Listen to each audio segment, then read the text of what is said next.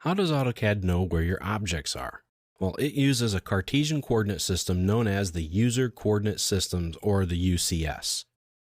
When you turn AutoCAD on and open up a drawing, you might have noticed that there are two arrows that appear at the bottom left-hand corner of your screen. That's this guy right here. Now, this is the UCS icon. It's there to help you keep track of your coordinate system. Now, a lot of times, if you're only using 2D drafting techniques, you're not going to notice this so much. Now, if you've ever plotted points, though, on an XY graph or chart in math class, then you're probably very familiar with a coordinate system. AutoCAD's UCS is a fairly typical system.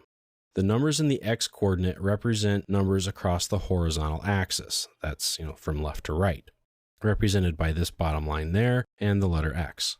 Now, the Y coordinates are for the vertical axes, represented by this, green line here and the letter Y. Now, there's also a third axis because AutoCAD is a 3D modeling system, and that's the Z axis. And that axis comes straight up at you out of your screen. That little box that's right there is the Z axis. Now, these three axes together create a 3D grid work for us to draw in. Let me kind of rotate my view here, and you can really see your X, Y, and Z axes right there. This is what they kind of look like. Now, I can get back to that pretty easy. Okay, now we're back in a 2D environment. Now, as you rotate your grid, as I just did, and like I'm going to show you again, you'll see that the UCS icon rotates accordingly.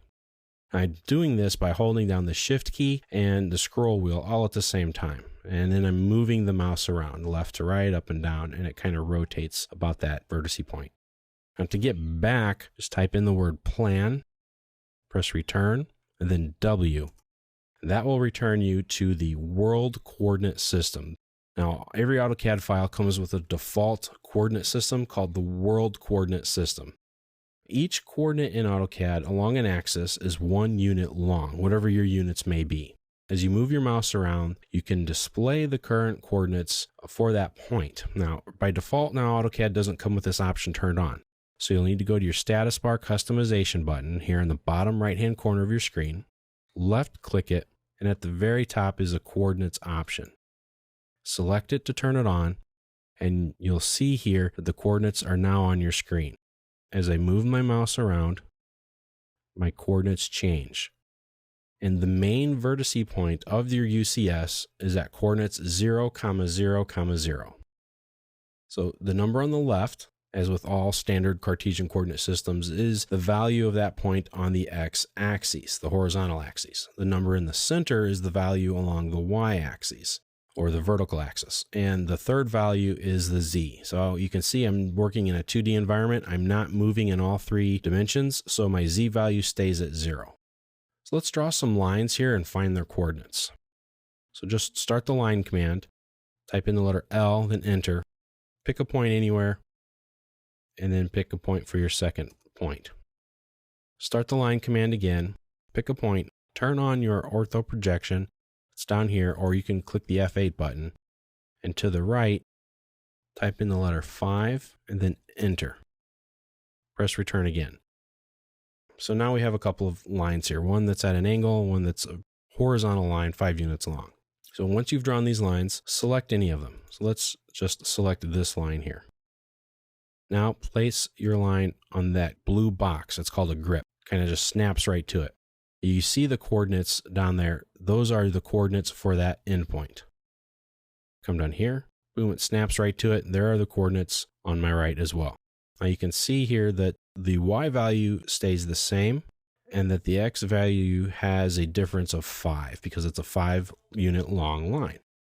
Now let's turn our snap and grid displays on. Our grid display is already on, but if it isn't, press the F7 key.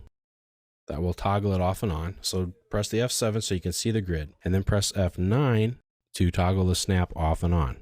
Or remember that you can come down to your status bar. If I click here, this button is for my snaps on or off. This is for the grid to turn it off and on.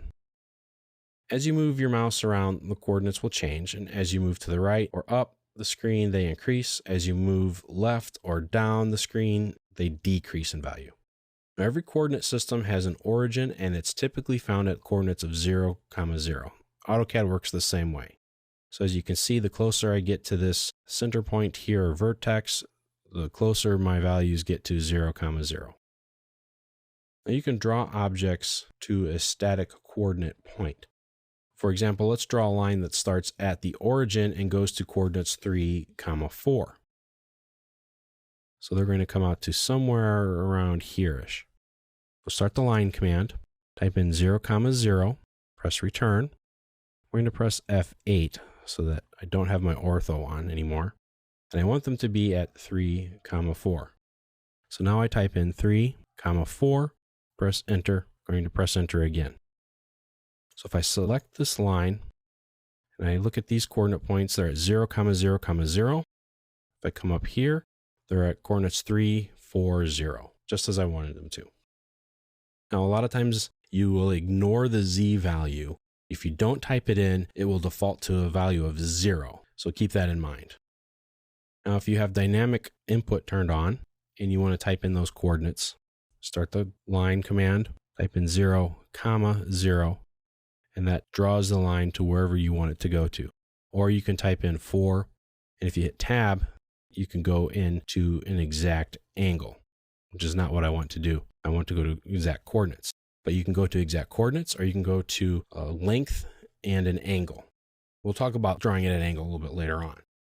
But just keep that in mind. When you work with the dynamic input or work with the command line, you input the coordinates in essentially the same way.